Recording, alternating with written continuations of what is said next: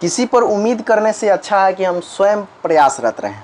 नमस्कार, स्वागत है आप सभी का एएन टीचिंग के इस यूट्यूब फैमिली में और मैं हूं Aditya A N teaching YouTube family की तरफ से।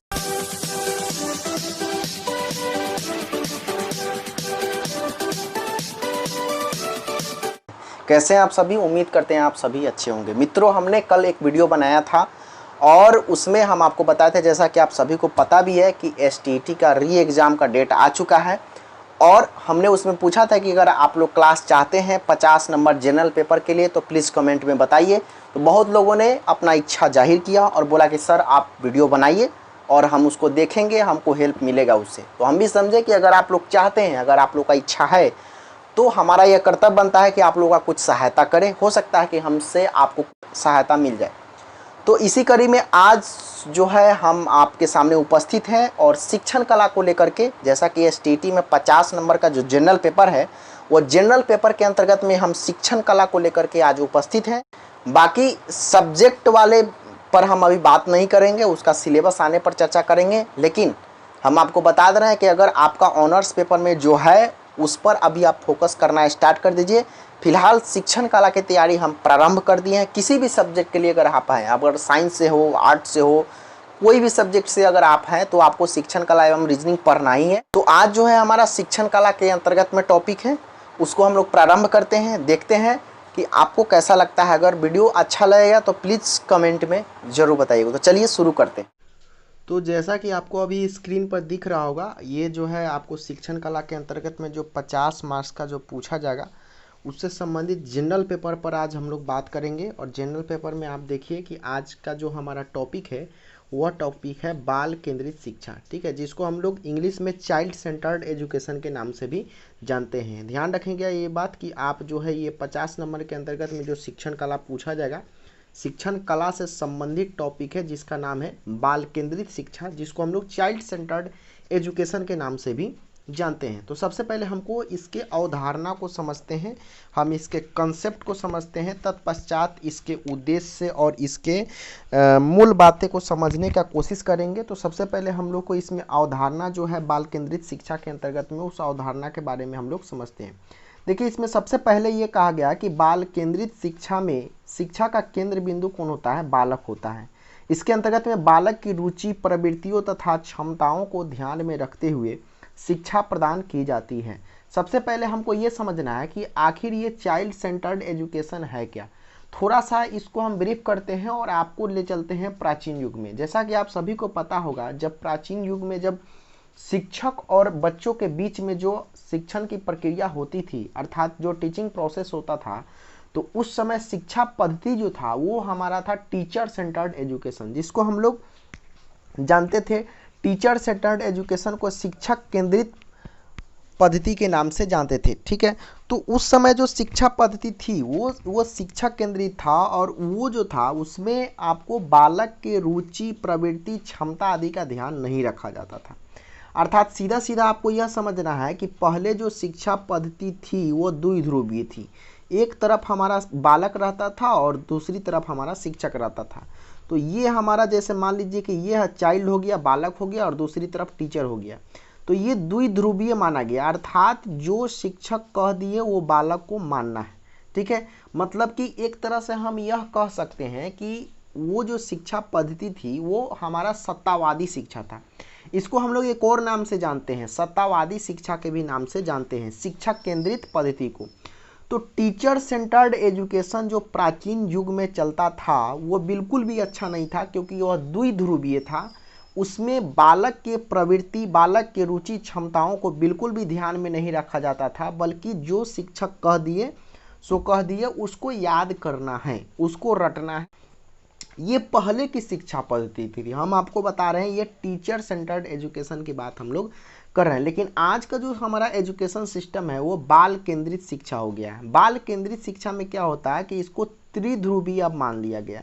और सबसे पहले हम आपको बता दें कि जॉन डीवी महोदय ने इस पर बहुत ज़्यादा फोकस किया और उन्होंने कहा कि जो प्राचीन युग में जो हमारा शिक्षक केंद्रित शिक्षा है उसको हम लोग बाल केंद्रित शिक्षा के रूप में बदलने का प्रयास करें। और बाल केंद्रित शिक्षा के रूप में जैसे ही ये चीज़ बदला तो यह त्रिध्रुवीय हो गया। त्रिध्रुवीय में कौन कौन आया? तो सबसे पहले यहाँ पर टीचर आ गया, मतलब शिक्षक आ गया। उसके बाद यहाँ पर चाइल्ड मतलब बालक आ गया, और उसके बाद हमारा कैरिकुलम आ गया जिसको पाठ्यक्रम कहते हैं। ठीक है, तो त्रिध्रुवीय प्रक्रिया में बदलाव सबसे बड़ा ये हो गया, शिक्षक केंद्रित शिक्षा में जो पाठ्यक्रम नहीं रहता था उस पाठ्यक्रम को अब जोड़ा गया। अर्थात अगर आप किसी क्लास में हैं तो आपको पता होनी चाहिए कि हमको क्या क्या पढ़ना है, क्या नहीं पढ़ना है। अगर आपके पास पाठ्यक्रम नहीं रहेगा तो आप चीज़ों को स्पष्ट रूप से पढ़ ही नहीं पाएंगे और आपका उद्देश्य भी पूरा नहीं हो पाएगा। तो बाल केंद्रित शिक्षा में इन सारे चीज़ों का ध्यान रखा गया, और सबसे खास बात इसमें यह रखा गया कि केंद्र बिंदु जो होगा वो कौन होगा, बालक होगा। अर्थात केंद्र बिंदु मतलब बालक जो है सेंटर माना गया है, बाल केंद्रित शिक्षा का सेंटर माना गया है बालक को। और बालक को जो शिक्षा दिया जाएगा उसके रुचि मतलब कि उसके इंटरेस्ट के अनुसार, उसके प्रवृत्ति के अनुसार, उसके कैपेसिटी के अनुसार उसको ध्यान में रखते हुए हमको शिक्षा प्रदान करना है। हमको ध्यान देना है शिक्षा देते समय कि हम कौन से बच्चे को पढ़ा रहे हैं। क्या वो बच्चा क्लास 1 में पढ़ता है, क्या क्लास 2 में पढ़ता है, क्या क्लास 3 में पढ़ता है, या क्लास 5 में पढ़ता है। ठीक है, उसका किस में इंटरेस्ट है। अगर बच्चों को मान लीजिए कि आप मैथ पढ़ा रहे हो तो मैथ में बच्चों का इंटरेस्ट नहीं है, बच्चा का रुचि नहीं है मैथ पढ़ने का, तो आप ज़बरदस्ती उसे नहीं पढ़ा सकते हैं। ये किस शिक्षा पद्धति के अंतर्गत में है, ये बाल केंद्रित शिक्षा पद्धति के अंतर्गत में है। मतलब कि उसके इंटरेस्ट और कैपेसिटी को हमको ध्यान में रखना ही होगा। एक टीचर का यह परम कर्तव्य बनता है किसके अंतर्गत में, बाल केंद्रित शिक्षा के अंतर्गत में। बस आपको सिंपल सी बात यह याद रखना है, बाल केंद्रित शिक्षा जो है उसको हम लोग चाइल्ड सेंटर्ड एजुकेशन के नाम से जानते हैं। इसे एक और नाम दिया गया है प्रजातांत्रिक शिक्षा, ध्यान रखिएगा। और आप लोग जो है नोटबुक लेकर बैठिएगा, भी कुछ कुछ लिखते रहिएगा। बाल केंद्रित शिक्षा को इंग्लिश में हम लोग चाइल्ड सेंटर्ड एजुकेशन के नाम से जानते हैं, इसे हम लोग प्रजातांत्रिक शिक्षा के भी नाम से जानते हैं। ठीक है, और इसमें सबसे पहला अगर परिभाषा आपसे पूछा जाए या आपसे अगर कोई पूछे कि what is child centred education या इसकी अवधारणा की बात करें तो सीधा सीधा आप जवाब दे सकते हैं कि बाल केंद्रित शिक्षा में शिक्षा का केंद्र बिंदु जो होता है, जो सेंटर होता है, वह बालक होता है और उसी बालक के रुचि, प्रवृत्ति तथा क्षमताओं को ध्यान में रखकर जो शिक्षा प्रदान की जाती है that is child centred education, उसे ही हम लोग बाल केंद्रित शिक्षा के नाम से जानते हैं। सिंपल सी बात। ठीक है, आगे बढ़ते हैं। आगे अब देखिएगा जैसा कि आप यहाँ पर दिख रहा है कि बाल केंद्रित शिक्षा के उद्देश्य एवं मुख्य बातें, कुछ कुछ उद्देश्य हैं इसका कि हाँ इसका क्या उद्देश्य होना चाहिए, और कुछ मुख्य बातें भी है जो हम आपको बताएंगे। सबसे पहले नंबर 1 में यहाँ पर बात किया गया है कि इसका उद्देश्य बालक के चहुमुखी विकास कराना। चहुमुखी विकास कराना का मतलब सीधा सीधा आप यह समझ सकते हैं कि बालक का सर्वांगीण विकास कराना। सर्वांगीण विकास से हमारा तात्पर्य यह है कि बालक का ऑल ओवर डेवलपमेंट होना चाहिए, चाहे वह किसी भी विकास में हो। बालक का सामाजिक विकास हो तब, मानसिक विकास हो तब, संवेगात्मक विकास हो तब, किसी भी तरह का विकास हो, मतलब कि उसका चारों तरफ से डेवलपमेंट होना चाहिए। बच्चों का चहुमुखी विकास का मतलब ये होता है कि उसका ऑल ओवर डेवलपमेंट होना चाहिए, उसका सर्वांगीण विकास होना चाहिए। जब तक बच्चों का सर्वांगीण विकास नहीं होगा तब तक हमारे बाल केंद्रित शिक्षा का उद्देश्य पूरा नहीं हो पाएगा। तो सबसे पहला जो उद्देश्य इसका रखा गया वो यही कि इसका उद्देश्य बालक की चहुमुखी विकास कराना है, मतलब बालक का ऑल ओवर डेवलपमेंट कराना है। ठीक है, बालक का सर्वांगीण विकास कराना है। ये सबसे पहला उद्देश्य किसका था, बाल केंद्रित शिक्षा का। दूसरा उद्देश्य आपके सामने यहाँ पर देख रहे हैं कि इसमें हस्तपरक गतिविधियों पर बल दिया जाता है। हस्तपरक गतिविधि का मतलब ये हुआ कि बच्चे अपने हाथ से जिसको करते हैं, हस्तपरक का मतलब ये होता है कि बच्चे जो अपने हाथ से जिसको करते हैं उसे हम लोग हस्तपरक गतिविधि के नाम से जानते हैं। मतलब करके सीखना सबसे अच्छा सीखना होता है। आप सभी को पता भी होगा, जैसे अगर आप बीएड या डीएड किए होंगे, बीएड किए होंगे, जो एसटीटी का तैयारी कर रहे हैं वो तो बीएड किए होंगे, तो एसटीटी अब जब बीएड किए होंगे तो उस समय एक चीज़ आपको बताया गया होगा कि करके सीखना सबसे अच्छा सीखना होता है। करके सीखना सबसे अच्छा सीखना होता है, करके सीखने से अच्छा कोई अच्छा सीखना हो ही नहीं सकता। इसका मतलब ये हुआ कि इसमें हस्तपरक गतिविधि पर बल इसलिए दिया जाता है क्योंकि बच्चे करके सीखे, अपने हाथ से करे और उसको सीखे, तभी यह बाल केंद्रित शिक्षा के उद्देश्य को पूरा कर पाएगा। तो सबसे पहला दूसरा जो उद्देश्य था ना बाल केंद्रित शिक्षा का, वो हस्तपरक गतिविधियों पर बल देना, मतलब कि उसके करके सीखने पर बल देना, उसी को हम लोग हस्तपरक गतिविधि का बल कहते हैं। ठीक है, ये दूसरा उद्देश्य था। तीसरा उद्देश्य हमारा सामने ये है कि बालकों की प्रवृत्ति, रुचियों और क्षमताओं के बारे में शिक्षक को जानकारी रखनी चाहिए। मतलब तीसरा उद्देश्य हमारा ये था कि अगर आप किसी बच्चे को पढ़ा रहे हो, सिंपल सी बात आप समझो कि अगर आप किसी बच्चे को पढ़ा रहे हैं, किसी बालक को पढ़ा रहे हैं, उसके इंटरेस्ट के बारे में आपको पता नहीं है, उसका प्रवृत्ति, उसके नेचर के बारे में आपको पता नहीं है, उसके स्वभाव के बारे में आपको पता नहीं है, उसके कैपेसिटी के बारे में आपको पता नहीं है, तो क्या आप उस बच्चे को पढ़ा पाओगे? नहीं। बाल केंद्रित शिक्षा कहता है कि नहीं। अगर आप एक शिक्षक होने के नाते बच्चे के रुचि को, बच्चे के प्रवृत्ति के, बच्चे के स्वभाव को, बच्चे के क्षमता के, बच्चे के स्तर को, बच्चे के लेवल को अगर आप नहीं जान रहे हो तो समझ लीजिए कि आप एक अच्छे शिक्षक नहीं हैं और बाल केंद्रित शिक्षा का उद्देश्य आप पूरा भी नहीं कर पाएंगे। तो सबसे पहले हमको यह ध्यान रखना है बाल केंद्रित शिक्षा के अंतर्गत में कि बालक की प्रवृत्ति, रुचि एवं क्षमताओं के बारे में शिक्षक को जानकारी रखनी चाहिए। सपोज दैट, सीधा सीधा समझिए, आप जिस बच्चे को पढ़ा रहे हैं तो आपको पता होना चाहिए कि इसका नेचर क्या है, इसका स्वभाव क्या है, यह क्या पढ़ना चाहता है, किस विषय में ज़्यादा इंटरेस्ट लेता है, किस विषय में नहीं लेता है, क्या पढ़ने में इसको अच्छा लगता है, इसका कैपेसिटी क्या है, कितना तक यह पढ़ सकता है, कितना तक पढ़ाने पे यह समझ सकता है। तो इन सब चीज़ों की जानकारी आपको रखनी होगी और एक शिक्षक का परम कर्तव्य बनता है कि जब आप किसी बच्चे को पढ़ा रहे हैं, सामने वाले बच्चे को जब पढ़ा रहे हैं, तो उनके बारे में इन सब चीज़ों की जानकारी आपके पास होनी चाहिए कि उसका कैपेसिटी लेवल क्या है, उसका इंटरेस्ट लेवल क्या है, उसका जो नेचर है, उसका स्वभाव है, किस में ज़्यादा अच्छा कर लेता है, किस में अच्छा नहीं कर पाता है। तो इन सब चीज़ों की जानकारी आपके पास होनी चाहिए, तभी आप बाल केंद्रित शिक्षा के उद्देश्य को पूरा कर पाएंगे। ठीक है, नेक्स्ट पॉइंट हमारा ये कहता है कि जॉन डीवी ने बाल केंद्रित शिक्षा का समर्थन किया। आपको हम अभी बताएं, जॉन डीवी ने बाल केंद्रित शिक्षा का काफ़ी समर्थन किया था और उसके बाद में जॉन डीवी के अनुसार ही, आपको यहाँ पर लिखा हुआ है कि जॉन डीवी के अनुसार ही शिक्षा एक त्रिध्रुवीय प्रणाली है। मतलब कि जिसको हम लोग बोले ना अभी, त्रिध्रुवीय कह लीजिए या त्रिरत्न भी कह सकते हैं, कहीं कहीं त्रिरत्न भी लिखा रहता है, कभी कभी त्रिध्रुवीय भी लिखा रहता है। तो बेसिकली इसमें बताने का हम आपको कोशिश किए हैं ये बात कि देखिए त्रिध्रुवीय का मतलब क्या होता है। एक ट्रायंगल शेप हम आपको बनाए हैं, ऊपर सबसे पहले ऊपर शिक्षक को रखे हैं और यहाँ पे बालक और यहाँ पे पाठ्यक्रम। जो हमारा टीचर सेंटर्ड एजुकेशन होता था ना डियर, जो पहले जो शिक्षक केंद्रित शिक्षा होती थी ना, उसमें ये पाठ्यक्रम नहीं रहता था। ठीक है, ये पाठ्यक्रम नहीं रहता था, केवल शिक्षक और बालक रहता था। तो अगर आप पढ़ रहे हो, अगर आपको किसी भी सिलेबस की जानकारी ही नहीं है तो वैसा पढ़ना सार्थक नहीं हो पाएगा। इसीलिए जॉन डीवी महोदय ने इस पर काफ़ी जोर दिया और उन्होंने त्रिध्रुवीय प्रणाली का विकास किया, जिसके अंतर्गत में सबसे पहले शिक्षक को, उसके बाद बालक को, उसके बाद पाठ्यक्रम को रखा जाता है, जैसा कि आप यहाँ पर देख पा रहे हैं। ठीक है, तो ये हो गया हमारा त्रिध्रुवीय प्रणाली। नेक्स्ट पॉइंट को देखते हैं। नेक्स्ट पॉइंट क्या कहता है, देखिए अगर आपको वीडियो अच्छा लगेगा तो हम आपको कभी नहीं कहेंगे कि हमारे चैनल को सब्सक्राइब कीजिए, हमारे चैनल को लाइक कीजिए, कोई मतलब नहीं है। अगर आपको वीडियो अच्छा लग रहा हो तो बस आप अपने दोस्तों का सहयोग कीजिए।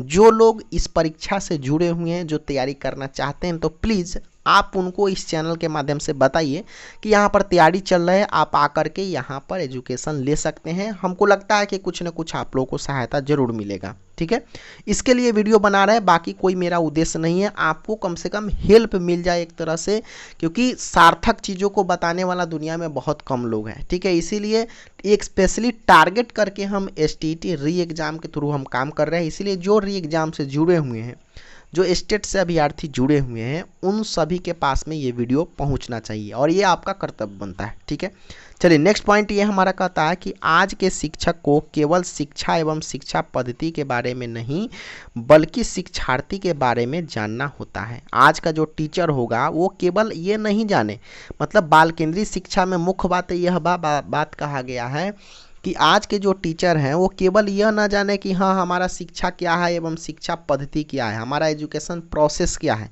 बल्कि उनको यह भी जानना होगा कि शिक्षार्थी के बारे में, मतलब कि जो बच्चे हैं, जो बालक है, वो क्या चाहते हैं, किस में इंटरेस्ट रखते हैं।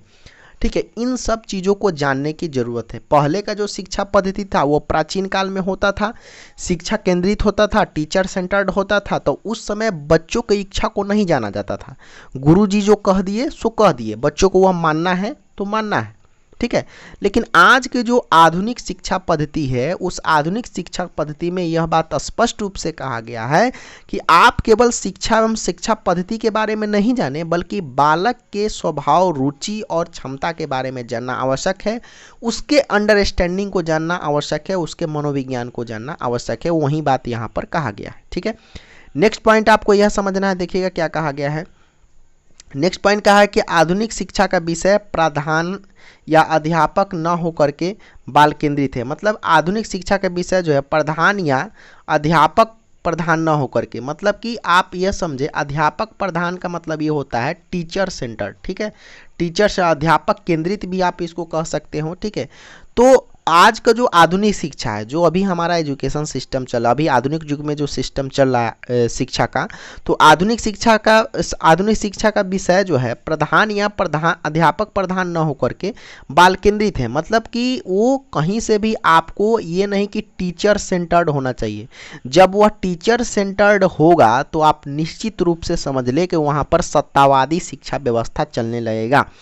आपको बच्चे के अनुसार काम करना है, ठीक है। इसीलिए ध्यान देना है कि बाल केंद्रित है। इसमें सबसे पहले बात, पूरे कथन को हम पढ़ते हैं कि इसमें लिखा हुआ है कि इसमें इस बात को महत्व नहीं दिया गया है कि शिक्षक कितना ज्ञानी है, आकर्षक और गुणयुक्त है। मतलब कि इसमें आज के आधुनिक युग में ये मतलब नहीं है कि आप कितना ज़्यादा पढ़े लिखे हैं, कितना ज़्यादा नॉलेज है आपके पास, कितना ज़्यादा आप अट्रैक्टिव हैं, कितना ज़्यादा आपके पास में गुण हैं, बल्कि इस बात पर महत्व देता है, कि वह बालक के व्यक्तित्व को कहाँ तक विकसित कर पाता है। मतलब उसका जो पर्सनालिटी है, बच्चा का जो पर्सनालिटी है, उसको आप कहाँ तक डेवलप कर पाते हैं, ये आपके लिए सबसे बड़ी बात है। कहा गया है ना कि एक टीचर का सबसे पहला जो गुण होता है ना, कि आप कितना जान रहे हैं उससे कोई मतलब नहीं है, बल्कि जो आप जान रहे हैं वो बच्चों को दे पा रहे हैं या नहीं। क्या आप जो जान रहे हैं उतना चीज़ आप बच्चों को दे पा रहे हैं, बच्चे उसको समझ पा रहे हैं, ठीक है। ये सबसे ज़्यादा जरूरी होता है, ठीक है। तो इसमें यही बात कहा गया है कि जो पहले की शिक्षा व्यवस्था थी तो वो विषय प्रधान होता था, मतलब कि सब्जेक्ट सेंटर्ड होता था। जो विषय में दिया है वो बता दिए, जो कह दिए सो कह दिए। तो उसका मतलब वो क्या हुआ, विषय प्रधान का मतलब ही होता है डियर सब्जेक्ट सेंटर्ड, ठीक है। लेकिन आज का जो एजुकेशन सिस्टम है वो सब्जेक्ट सेंटर्ड नहीं है, वो और ना ही टीचर सेंटर्ड है। यहाँ पर आपको विषय प्रधान जो लिखा हुआ है, इसका मतलब हो गया कि जिसमें प्रायोरिटी दिया जाता था सब्जेक्ट को। यहाँ पर अध्यापक प्रधान जो लिखा हुआ है, जिसमें आपको प्रायोरिटी दिया जाता, प्राथमिकता दिया जाता था टीचर को, अध्यापक को। तो सबसे पहले आपको यह बात समझना है कि विषय प्रधान या अध्यापक प्रधान नहीं होना चाहिए। आज जो है आप ऐसा नहीं कर सकते हैं आधुनिक युग की शिक्षा में कि जो किताब में दिया है केवल उसको पढ़ लो, उतना ही में से पूछेगा, उतना ही में से आएगा, ठीक है। बल्कि आपको क्या करना है कि बच्चों को बाल केंद्रित शिक्षा प्रदान करना है, टीचर सेंटर्ड एजुकेशन प्रदान करना है। आप कितना ज़्यादा नॉलेज रखते हैं, कितना ज़्यादा ज्ञानी, उससे कोई मतलब नहीं है। वो कितना ज़्यादा अट्रैक्टिव है, कितना ज़्यादा गुण है आपके पास, उससे कोई मतलब नहीं है।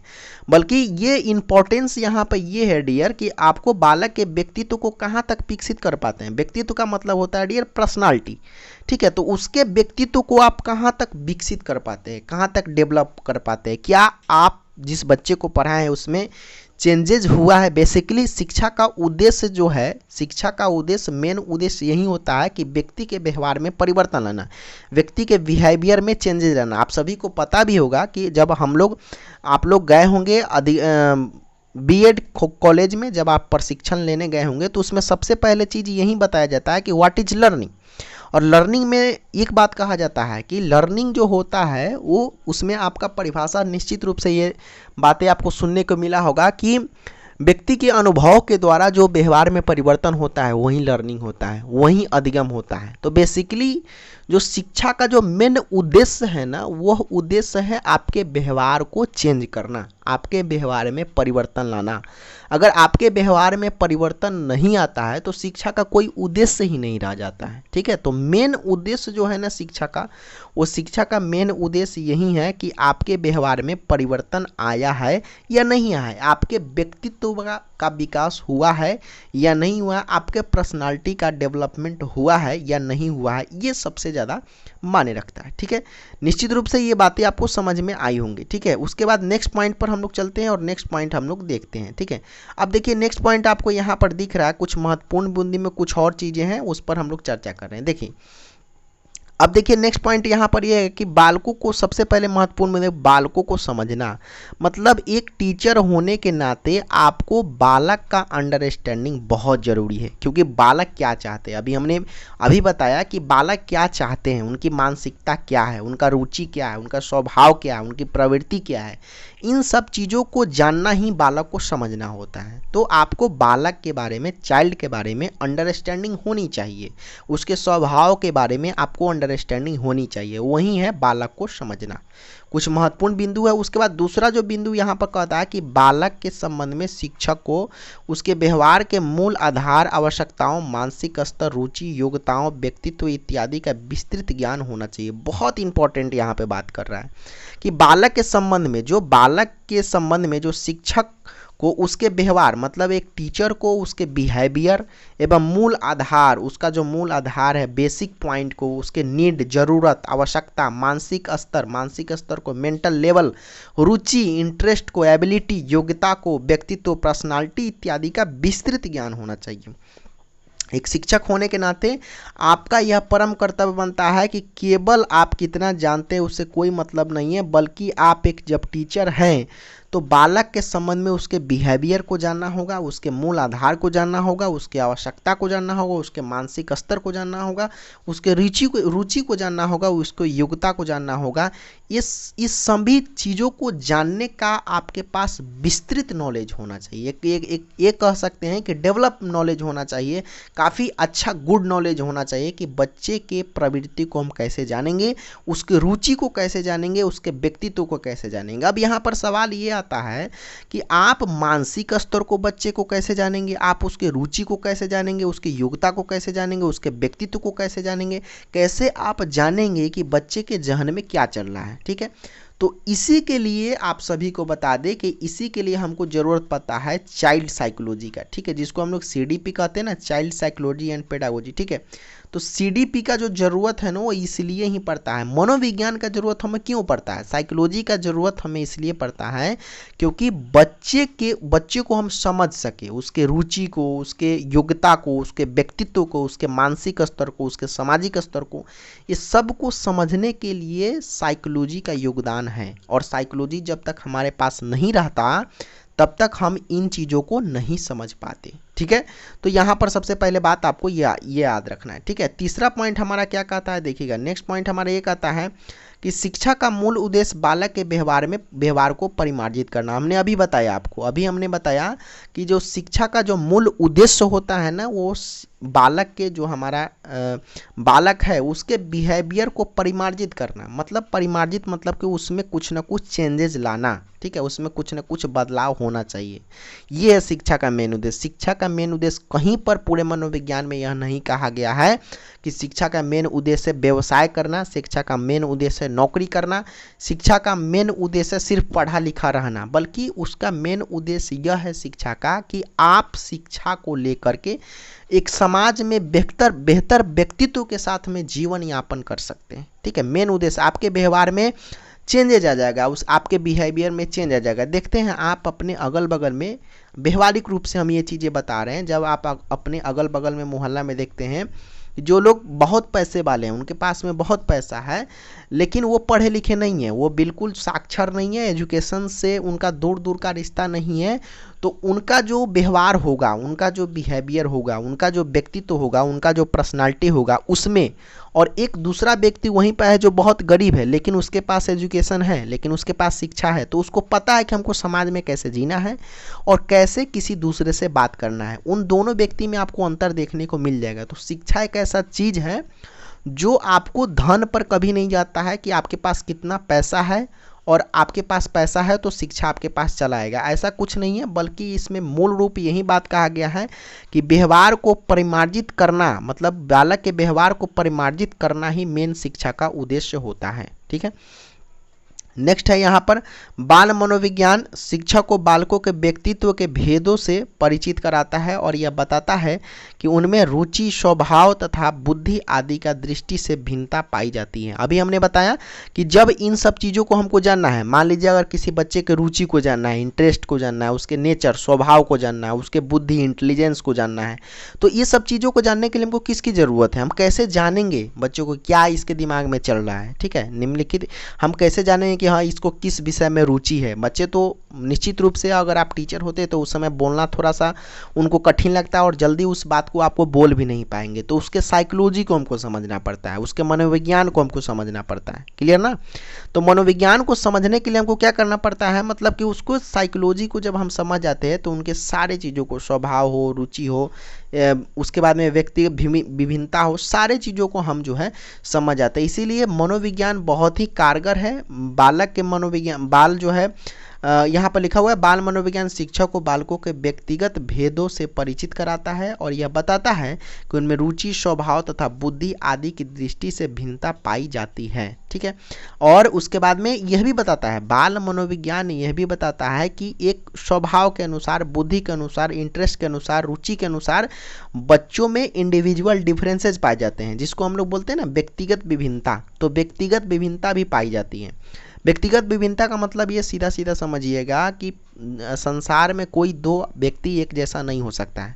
अर्थात अगर एक माता पिता का अगर दो संतान है, ठीक है, और दोनों भाई अगर जुड़वा संतान है, फिर भी उसमें कुछ ना कुछ इंडिविजुअल डिफरेंसेस पाया जाएगा। या एक गोरा होगा तो एक काला हो सकता है, ठीक है, एक लंबा होगा तो एक छोटा हो सकता है। मतलब दुनिया में कोई दो व्यक्ति एक जैसा हो ही नहीं सकता है। कहा गया कि आप अपने आप में सर्वोत्तम है, मतलब आपके जैसा दुनिया में कोई नहीं है। बिल्कुल सत्य है, ये इंडिविजुअल डिफरेंसेस का थ्योरी है। तो इसमें यह बात कहा गया कि अगर आप बच्चों को रुचि, स्वभाव और बुद्धि के अनुसार जो है आप बच्चों के विभिन्नता को वर्गीकृत कर सकते हो कि हाँ इसमें कौन सी विभिन्नताएं हैं, ये क्या इसमें इसका क्या इंटरेस्ट है, इसमें क्या इसका जो है इंटेलिजेंस है, बुद्धि है, स्वभाव है, इन सब चीज़ों को आप वर्णित कर सकते हैं चाइल्ड साइकोलॉजी के द्वारा। ठीक है, नेक्स्ट पॉइंट इसमें यह कहा गया कि मूल्यांकन से परीक्षार्थी की उन्नति का पता चलता है। ठीक है, इवैल्यूएशन, मूल्यांकन को हम लोग कहते हैं इवैल्यूएशन। तो इवैल्यूएशन से जो परीक्षार्थी को हम लोग बोलते हैं बालक, तो बालक की उन्नति का पता चलता है। बेसिकली जो मूल्यांकन अगर हमारे पास नहीं रहता तो हम ये समझ ही नहीं पाते कि बालक कितना पढ़ा और क्या पढ़ा। ठीक है, अगर मान लीजिए किसी स्कूल में, किसी क्लास में आप बच्चों को पढ़ाते हैं तो उसके लिए टेस्ट एग्जाम होता है ना, तो टेस्ट एग्जाम से ही तो हमको पता चलता है, या मौखिक हो तब या लिखित हो तब, किसी भी तरह का एग्जाम से ही हमको पता चलता है कि बच्चों को ये जो चीज़ें हम पढ़ा रहे हैं या जो चीज़ें हम पढ़ा दिए हैं वो समझ में उसे आया है कि नहीं आया। अगर हमारे पास इवैल्यूएशन नहीं रहता तो हम इन उद्देश्य को पूरा ही नहीं कर पाते। ठीक है, तो निश्चित रूप से हम यह कह सकते हैं उसका जो प्रोग्रेस होता है, उन्नति को कह सकते हैं प्रोग्रेस। तो प्रोग्रेस का पता लगाने के लिए हम लोग इवैल्यूएशन करते हैं और इवैल्यूएशन बहुत ज़्यादा ज़रूरी है। ठीक है, और यहाँ पर नेक्स्ट पॉइंट कहा गया है कि सतत एवं व्यापक मूल्यांकन। ठीक है, सतत एवं व्यापक मूल्यांकन को हम लोग सीसीई के नाम से भी जानते हैं। इसका अर्थ होता है कि छात्रों के विद्यालय आधारित मूल्यांकन की प्रणाली से जिसमें छात्रों के विकास के सभी पक्ष शामिल होते हैं। और अगर आप एक बेहतर टीचर हैं, अगर आप एक अच्छे शिक्षक हैं, तो आप बच्चों का सतत एवं व्यापक मूल्यांकन जरूर करना होगा, क्योंकि जब आप सीसीई के माध्यम से बच्चों का जब आप इवैल्यूएशन करेंगे तो वह आपको पता चल पाएगा कि हाँ बच्चे का उन्नति कहाँ तक गया है, प्रोग्रेस उसका कहाँ तक गया है। यहाँ पर बात करें अगर सतत का, तो सतत का मतलब होता है लगातार, और व्यापक का मतलब होता है बृहत स्तर पर इवैल्यूएशन। मतलब लगातार और बृहत स्तर पर मूल्यांकन करना, इवैल्यूएशन करना ही सतत एवं व्यापक मूल्यांकन कहलाता है। देखिए, सतत का मतलब होता है लगातार। आप सभी को पता होगा कि पहले के ज़माने में सिर्फ जो है 6 माह पे एग्ज़ाम होता था और उसके बाद में फिर 12 माह पे एग्ज़ाम होता था। ठीक है, उससे पहले भी केवल 12 माह का ही एग्ज़ाम होता था, 1 साल में एक एग्ज़ाम होता था। लेकिन आज के जो प्राइवेट स्कूल हैं या सरकारी स्कूल में भी आपको देखने को मिलता होगा कि साप्ताहिक टेस्ट रहता है, मंथली टेस्ट रहता है, 3 माह पे टेस्ट रहता है, 6 माह पे टेस्ट रहता है, 12 माह पे टेस्ट रहता है। तो ऐसा ये क्यों किया गया? इसका कारण यही है कि सतत मूल्यांकन, अर्थात लगातार जब बच्चों का हम लोग इवैल्यूएशन करेंगे तो बच्चे उसके प्रति सक्रिय रहेंगे, बच्चे उसके प्रति एक्टिव रहेंगे।